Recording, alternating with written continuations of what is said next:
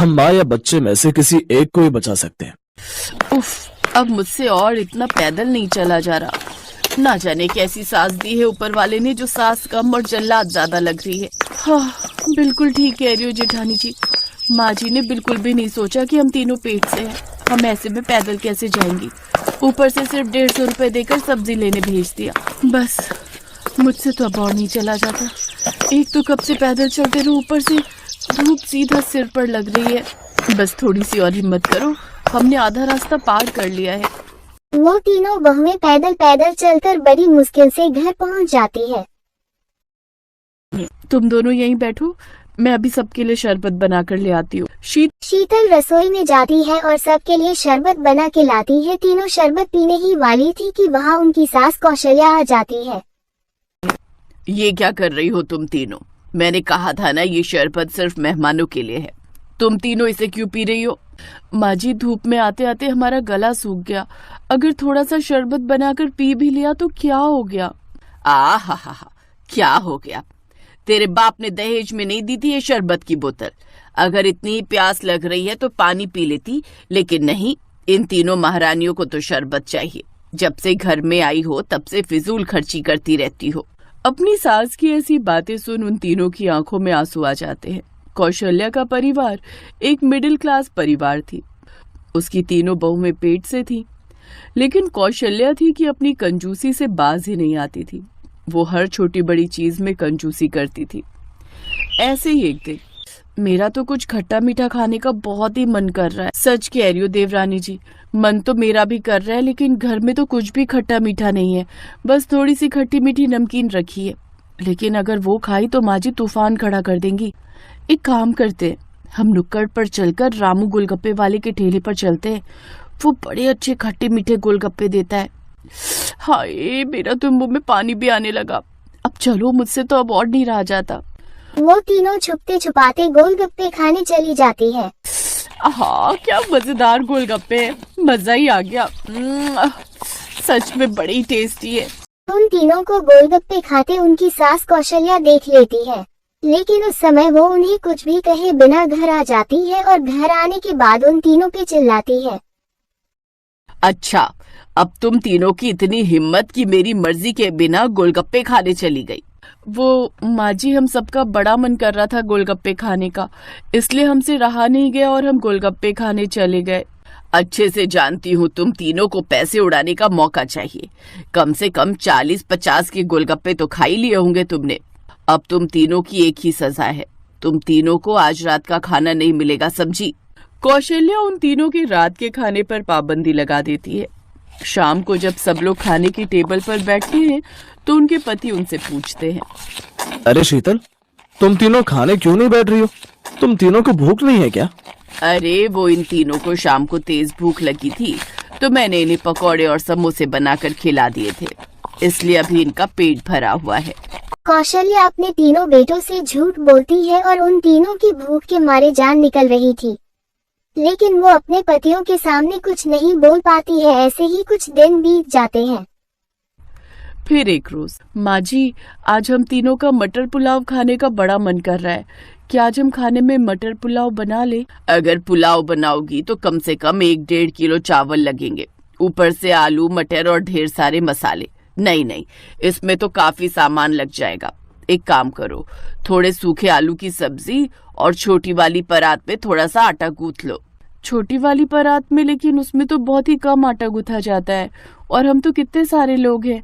मैं और मेरे बेटे तुम तीनों की तरह भुक्कड़ नहीं है, इसलिए उसी में आटा गूंथो, काफी। फिर वो तीनों रसोई में जाती हैं और उस छोटी सी परात में ही बबीता आटा गूंथने लगती है। कहने को तो उस घर में 8 लोग थे, लेकिन उस छोटी सी परात में गूंथे हुए आटे से मुश्किल से 20 रोटियां ही बन पाती हैं। लो, हो गई ना रोटियां कम। कहा था माँ जी से इतना आटा पूरा नहीं होगा, लेकिन वो नहीं मानी। अब इन 20 रोटियों में से कौन क्या खाएगा, और हमारे लिए तो क्या ही बचेगा।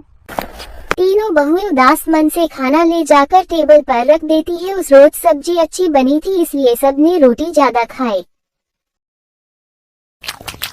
वाह वाह, आज तो आलू की सब्जी क्या मस्त बनी है। आज तो मैं ज्यादा रोटी खाऊंगी।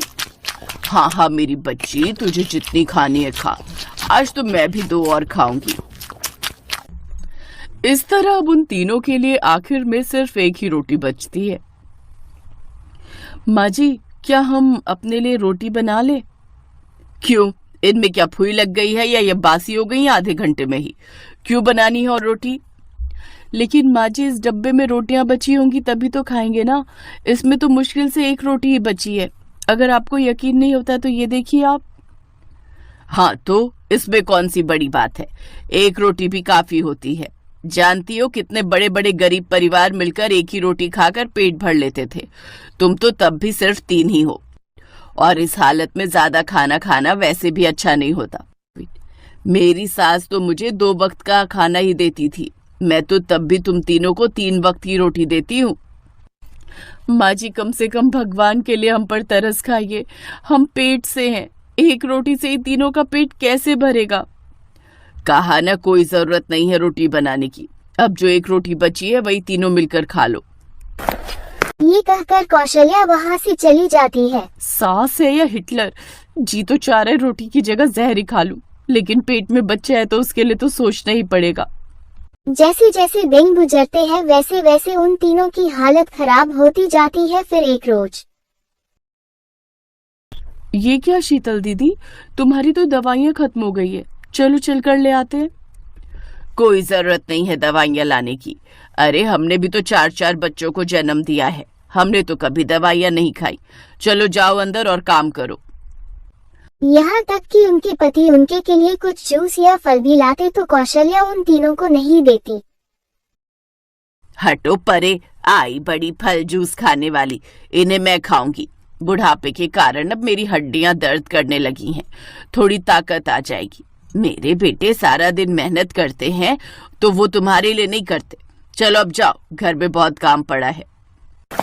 वो काम के लिए जाते ही हैं कि तभी शीतल को लिवर पेन शुरू हो जाता है।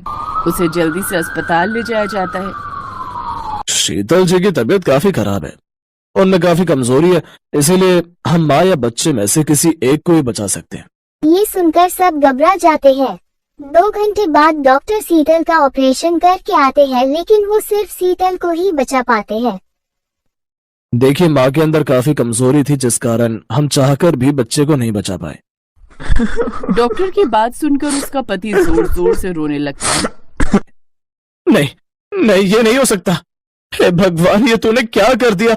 तू क्यों इतना निर्दयी हो गया? निर्दयी डॉक्टर नहीं, आपकी माँ है, जिसने ना तो कभी हमें ठीक से खाने को दिया और तो और दवाइयाँ लाने के लिए भी मना कर दिया। आज जो कुछ भी हुआ है उसकी जिम्मेदार सिर्फ वही है। अगर हमारे बच्चों को भी कुछ होगा तो उसकी जिम्मेदार सिर्फ और सिर्फ माँ जी होंगी। नहीं नहीं, हम अपनी पत्नी और बच्चे के साथ ऐसा नहीं होने देंगे। माँ, हमें तो लगा था तुम सुधर गई, लेकिन तुम तो अभी भी बिल्कुल वैसी हो, कंजूस की कंजूस। हाँ, अब हम बिल्कुल भी इनके साथ नहीं रहेंगे। कौशल्या बहुओं के पास जाकर उनसे माफी मांगती है, जिसके बाद उसे माफ कर देती हैं। लेकिन अब कौशल्या पूरी तरह से कंजूसी छोड़ देती है और उनके साथ बहुत अच्छे से रहती है।